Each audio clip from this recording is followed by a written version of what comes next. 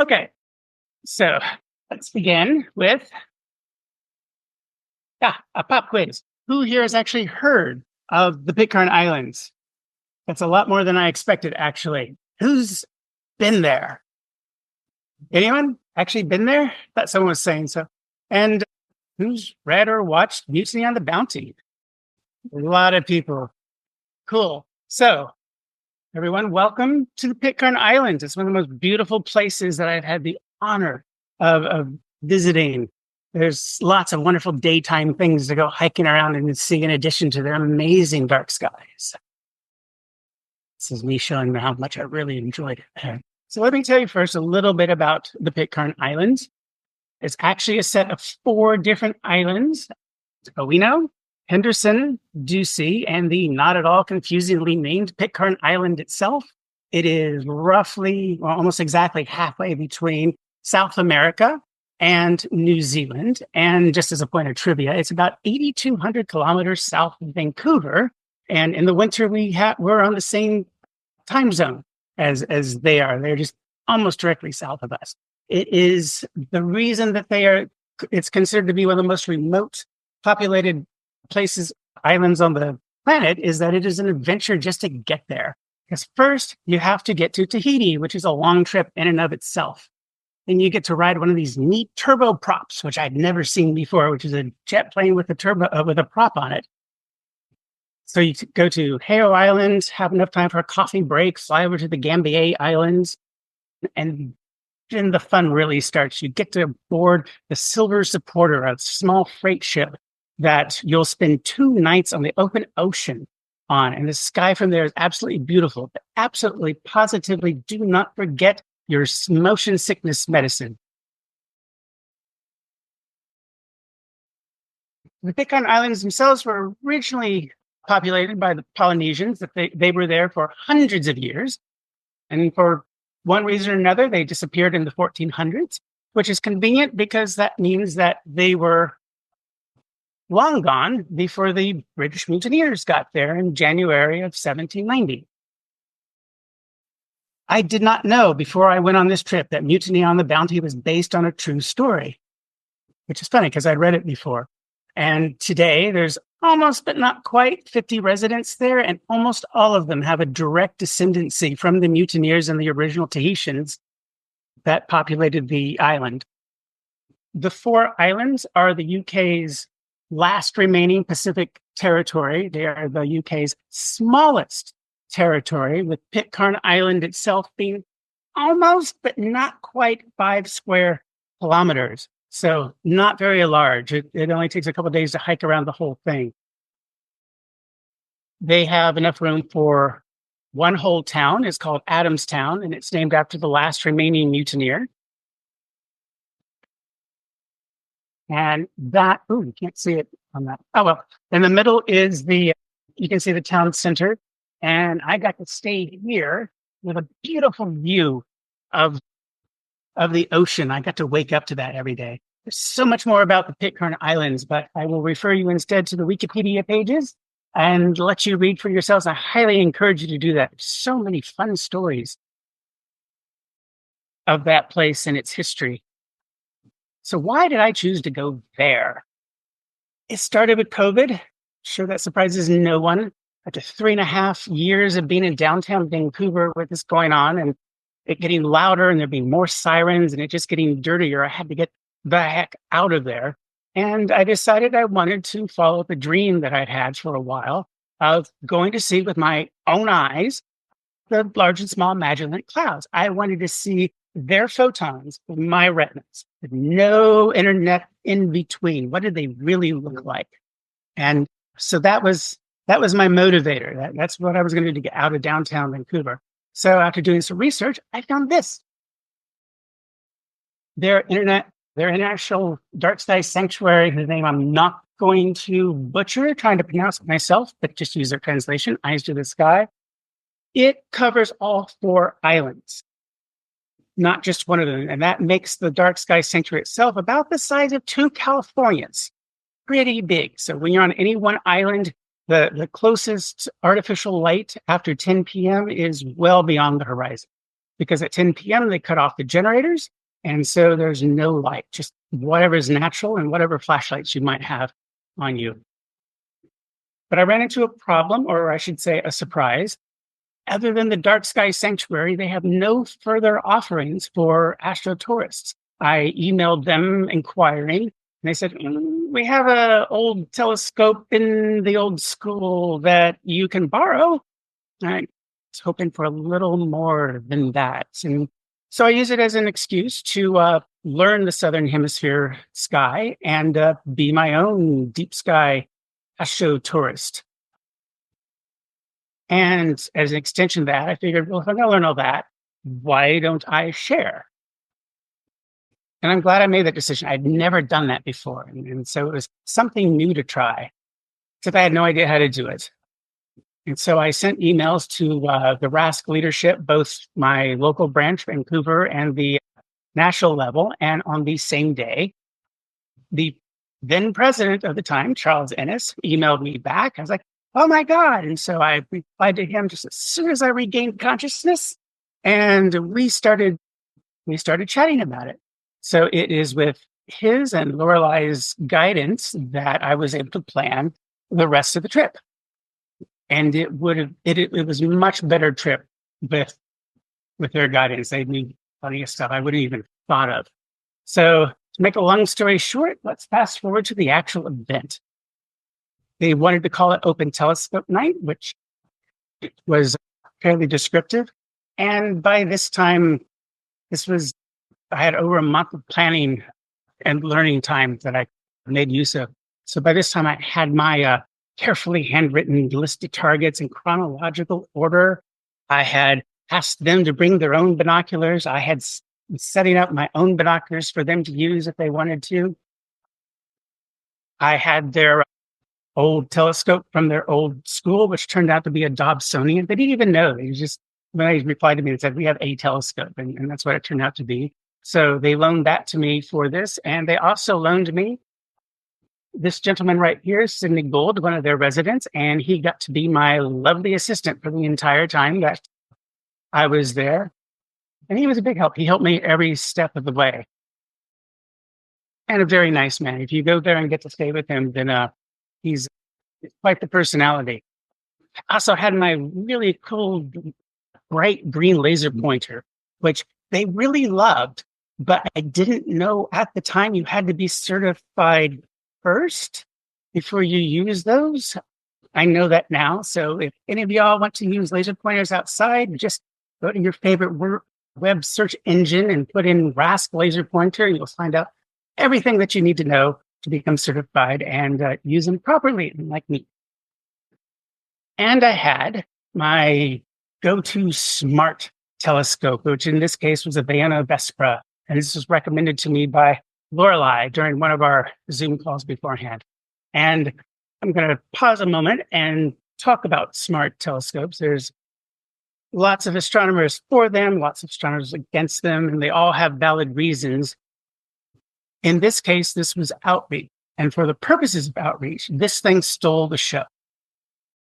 It has a lot of advantages over the other two scopes that I had set up because I didn't think about they're going to have to walk over uneven ground in the dark to get to these other things, which is probably not the safest. Whereas with this thing, it doesn't even have an eyepiece. It transmits directly to my iPad, which I was able to just pass around and people could see the picture without ever having to get up. And also people new to astronomy don't know where to find the eyepiece on a Dobsonian. That was a common question that I hadn't anticipated. Oops. And that just bypassed that directly. The way that I used it was when I started talking about a target, I would point it out in the sky with a laser pointer. Well, I would program it into the telescope first so it could start looking for it, then start talking about it, pointing it out in the sky with a pointer. And that would give them a chance to try to see it with their naked eye or use their binoculars if they wanted to try to see it through there. And then after a little bit, the picture would start to form, and then they would get to see the picture get better and better every time the iPad went around. So it was just a wonderful success in that way. So, okay, I had that. And then all we needed was something to look at. And at that time, Venus was at near elongation. So it was the brightest star, the brightest thing in the sky. And so I told them, as soon as Venus shows up, we will start. And I just answered questions until then. And suddenly someone shouted, "There's Venus!" And we all looked at it, and I pointed the binoculars at it and let the party begin. I was pointing everything to them, talking about it. We also happened to be in the middle of a meteor shower, the BOTs. So I was able to tell them, keep an eye out for shooting stars. And I'm glad I did, because they did. Randomly through the events, I would hear them go, when I would turn and look, and they were pointing out to each other where they'd seen a shooting star. I'm like, yes, they're enjoying it. This is great.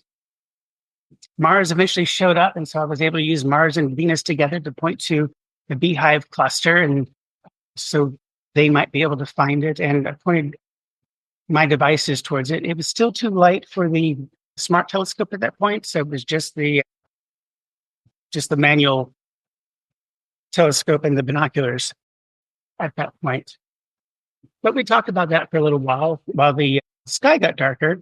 It was finally time that I could start pointing out some of the constellations. We could see enough of the stars. Does anybody know, if you can see it, what that is? Okay. Okay. So hundreds and thousands of years before GPSs, a lot of people used this to navigate the southern hemisphere because, of course, they don't have a southern pole star like we do in the north.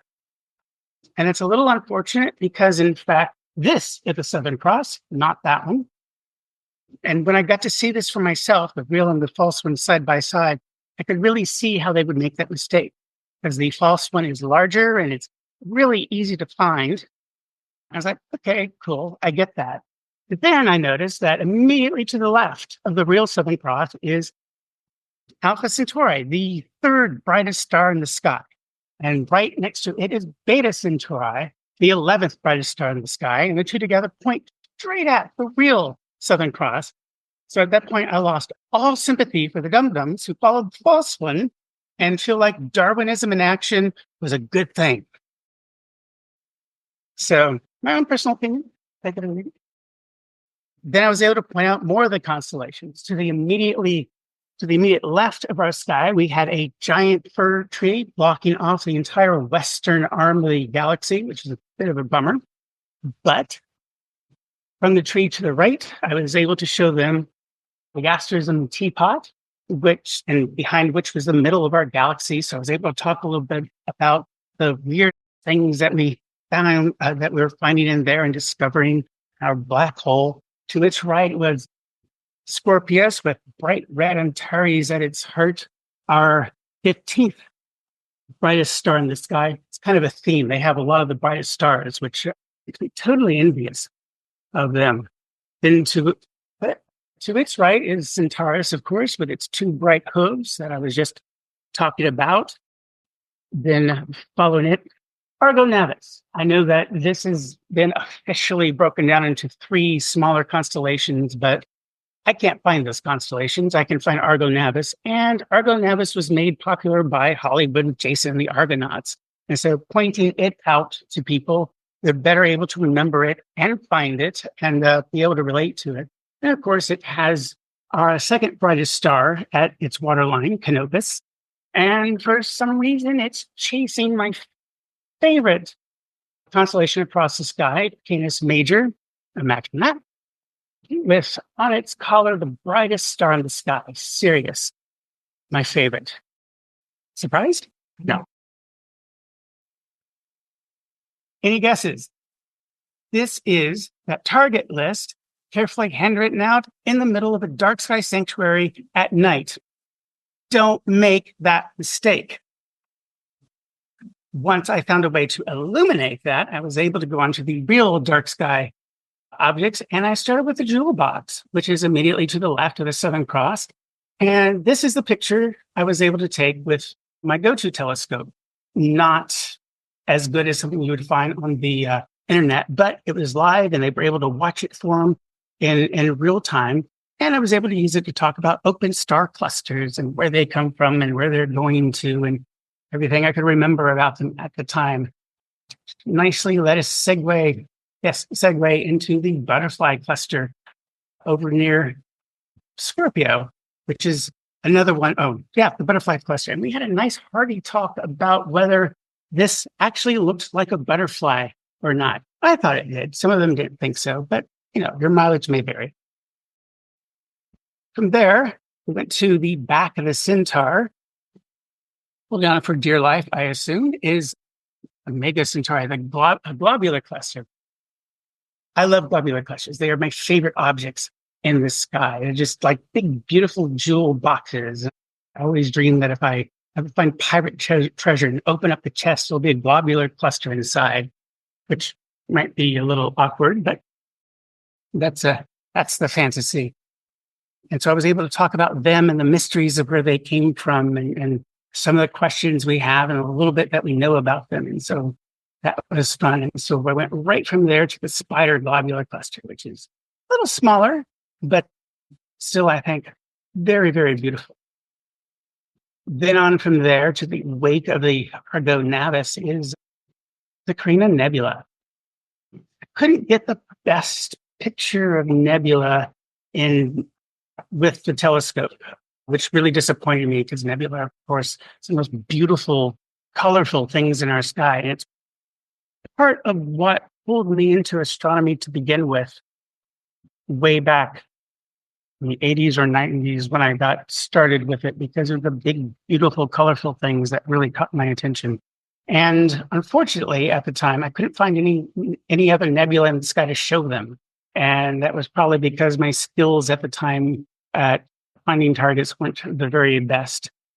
So we were kind of stuck with that, but it still sparked conversation and was able to talk about the different kinds of nebula and where they come from and the different kinds of things that they do. So it was good enough. And of course, low down on the horizon to the south were the large and small Magellanic clouds that had gone there to see. Turns out 25 degrees south latitude isn't really far south enough to get a great overhead view of them, and that's why I don't have my own pictures of them. This one is from the internet, but I still got to see them with my own eyes, and so I fulfilled my goal. It was their photons, my retinas, with only some glasses in between. So that worked great, and I loved their questions because they came throughout, and it showed me that they were listening and interested and engaged and wanted to learn more, which felt nice. And they asked things like, what is in the middle of our galaxy? And what is a black hole? I was honored to be the first person to be able to explain to some of them what a black hole was. I hadn't even thought about, some people don't know what black holes are. That's how into astronomy my head is. They're the ones who asked me what a nebula was, which started me off on the whole conversation with different kinds. And one of them asked me a question that actually stumped me, and I had to look up. He pointed to a part of the sky and said, which star is that? Is that Castor or Pollux? I had to use my phone to answer that one. It's like, needed to study a little bit more. So that was the event itself. But before the event, I had thought about, well, I'm going to go there. I'm going to tell them about the sky, that maybe things they've not known before. Maybe they're going to be interested, and maybe they're going to want to learn some more on their own. So I thought about, what can I bring them to help them do that if they're interested in that? So I put some things together on a memory stick with installation files for the desktop version of Stellarium. Their internet there is so slow that it would have taken them at least several hours, probably several days, to download those installation files, because there's so much data there. On this island, they do not watch YouTube. The internet connection is so slow that is just not a thing that they can do there. Similarly, I had downloaded to my phone four of the more popular sky identification apps and practiced with them on my own so that I could recommend them and help teach them how to use it. So, and people did ask, and I was able to, for some, I just installed it for them. And then I was able to help them learn how to use it. So I was glad that I prepared in that way. I put together a handout show for Astronomers Without Borders because it's a free membership, and there's no question they could have that if they ask it in the forums of Astronomers Without Borders, they're not going to get some great answers to learn anything that they want at any level that they want to learn it. So that was really handy. And for the community, I had also brought some gifts, which I'm here presenting to Mayor Simon Young, a really nice guy. And those gifts were some books for their library and for their school. This is the Astronomy Handbook. Both of those y'all probably recognize because they're from RASC. And the free spectrographs that I got when I joined Astronomers Without Borders. I love spectrographs, and I regret not keeping just one for myself. But I gave it all to them so that they would have them, because they're really cool. And at a bigger level, I thought about what if this happens to get them interested in growing their own astrotourism offering. And so with that in mind, I reached out to several global astronomy organizations, explaining the situation with Pitcairn, explaining what I was going to be doing.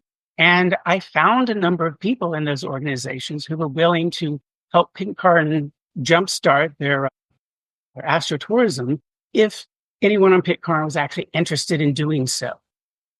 And I found people here in RASC, which was Charles, of course. There were people in Astronomers Without Borders. There were people in the Royal Astronomical Society, the one in the UK, because, of course, they are a UK territory. So I figured that would make sense. But I also found people in the very verbosely named International Astronomical Union's Office of Astronomy Outreach. Not very succinct, but it was the right place to go. So, I wish they practiced succinctness a little bit more, but they did great stuff. So I'm not going to complain too much about them. And also to the same end, I donated to them a few hundred of their dollars to get the astrotourism started. Because who knows? It might actually go somewhere. And I had a great time doing this. I just had the adventure of my life. And it was really nice afterwards when I was thinking, well, I don't know if anyone else was interested, but I had a great time. And a few weeks later, I got a letter from the mayor himself thanking me for what I had done, for the donation, for the event itself. And that really meant a lot to me to see that someone on the other end appreciated this. I was very happy with the whole thing. I would have been fine if I was the only one who had fun, but to see that someone else did just really made it that much more special to me. So that was my fun escapade, going to meet the descendants of the Mutineers and saying, hey, this thing above you, look at all the neat things there in it. So with that, are there any questions? Yes. Oh. Yes.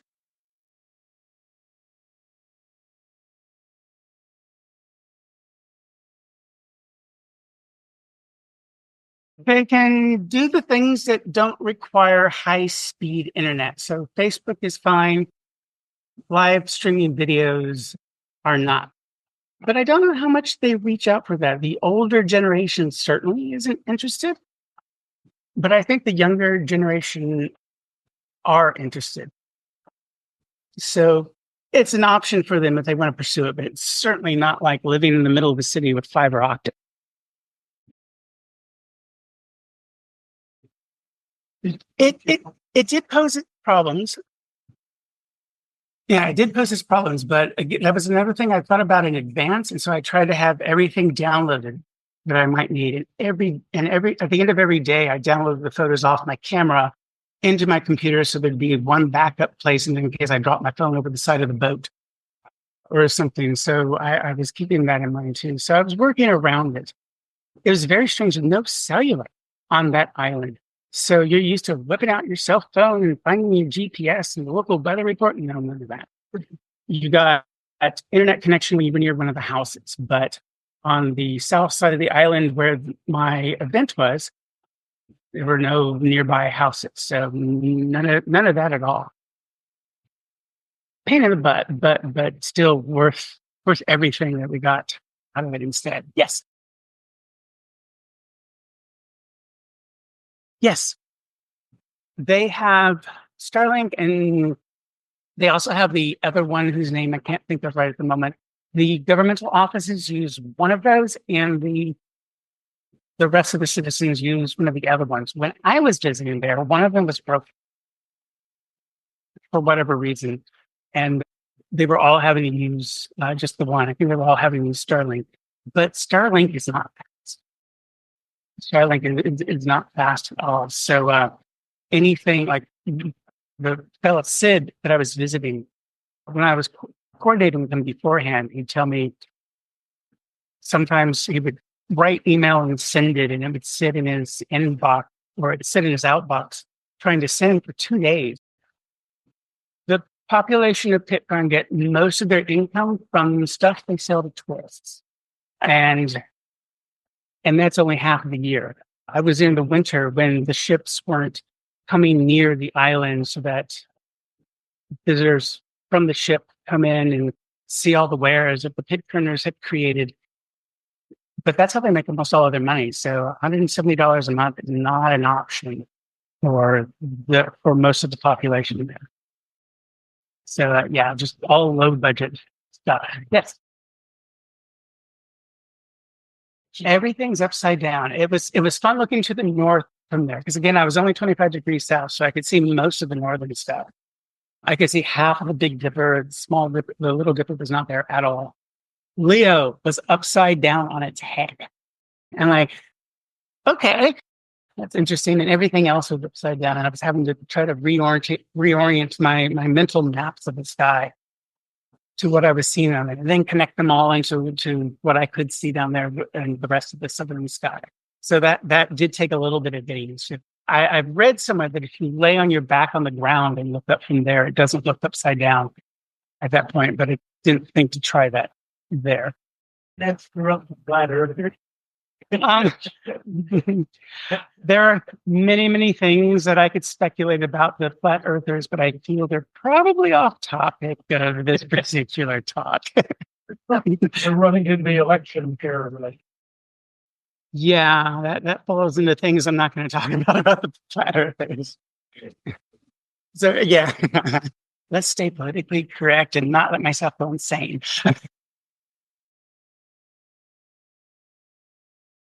I chose to stay 10 nights there. The same boat, the Silver Supporter, goes back and forth between the Gambier Islands and Pitcairn. It's the only one, so God help him if anything happens to it. And it makes one full rotation in a week. So you can either stay 3 nights or some multiple of 7 nights in addition to that, unless you provide your own transportation. So it was 3 nights or 10 nights or 17 nights, et cetera, et cetera. Since I had a husband back home, I decided only to make it 10 instead of 17, like I really would have liked to have done. But I was intentionally stacking the deck in my favor, so I could see 3 rainy nights in a row, but probably not 10 rainy nights in a row. And in fact, most of the nights I got lucky. Most of the nights were clear, or it would split up half and half or whatnot. I actually did 2 of the events.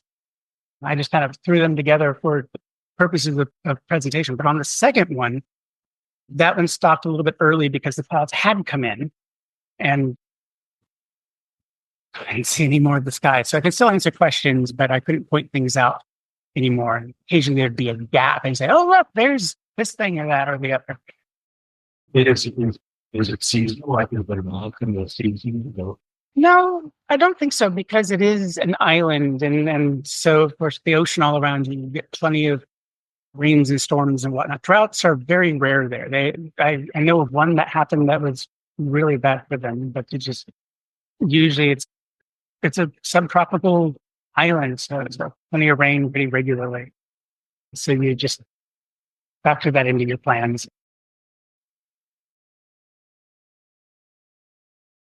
Oh boy, howdy. If I can get to the right slide. I meant to say this when I was going through it. Yeah, so that was basically the south sky. We were on the top of a cliff, not too close to the edge, looking towards the South Pole. And it was the fir tree, and that was the sky looking off pretty far to the right. It's just the best view I've ever had of the galactic disk at all. Nothing like seeing it up here, because even if it was higher in our sky, we've got so much light pollution that wasn't there. You could see the carpet of stars going across the galactic, even without the binoculars. I mentioned the jewel box earlier. I tried to find the jewel box with binoculars because I knew to look just to the left of the Southern Cross. And I looked, and there were so many stars there. I couldn't tell if I was looking at the jewel box or not because I didn't know which stars I was looking at. Were they part of their open cluster or weren't they? I had no idea.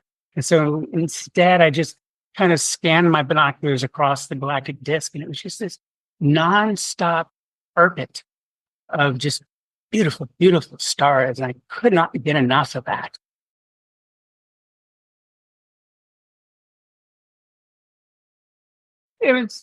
Well, it's because the retina's perception of color is different than a camera's. Our refresh rate is so much faster than a camera's, and we can't stop that. Whereas you can set a camera to long delay, and you can stack images from the camera to get the colors come out. This has more color than we could actually see.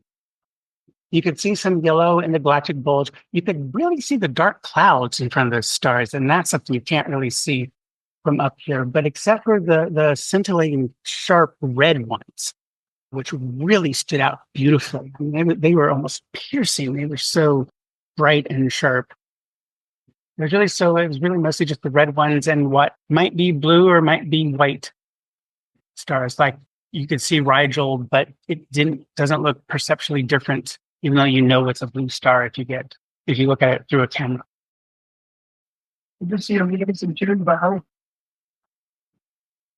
I didn't know how to look at that actually.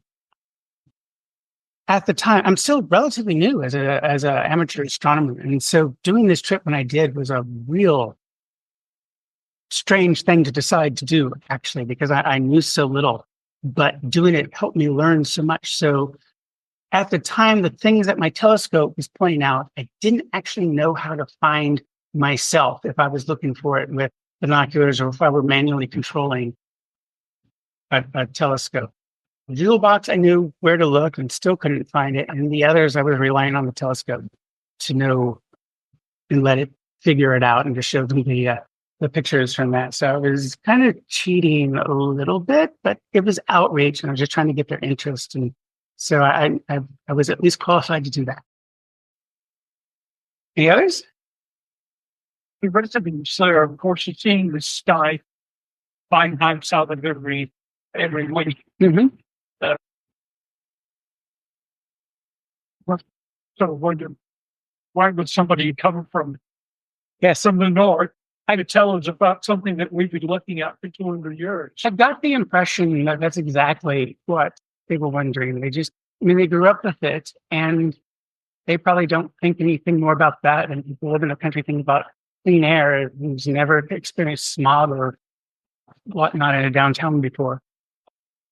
And so and even though they come from two cultures, I didn't get the sense that any of the original Polynesian, Tahitian stories or any of the original British stories of the sky had lasted there, because most places have their own, ancient histories of the skies and all the stories they tell. They had absolutely nothing, at least as far as I could tell. So yeah, I think they just didn't bother thinking about it at all. They just didn't know. What a great problem to have, though. I mean, it's just your sky so beautiful all the time that, gosh, you mean it's not this way everywhere else in the planet? So I was hoping I could get their interest into some deeper stuff on that. So if the mayor's letter is any indicator, I may have been a little bit successful. Yep.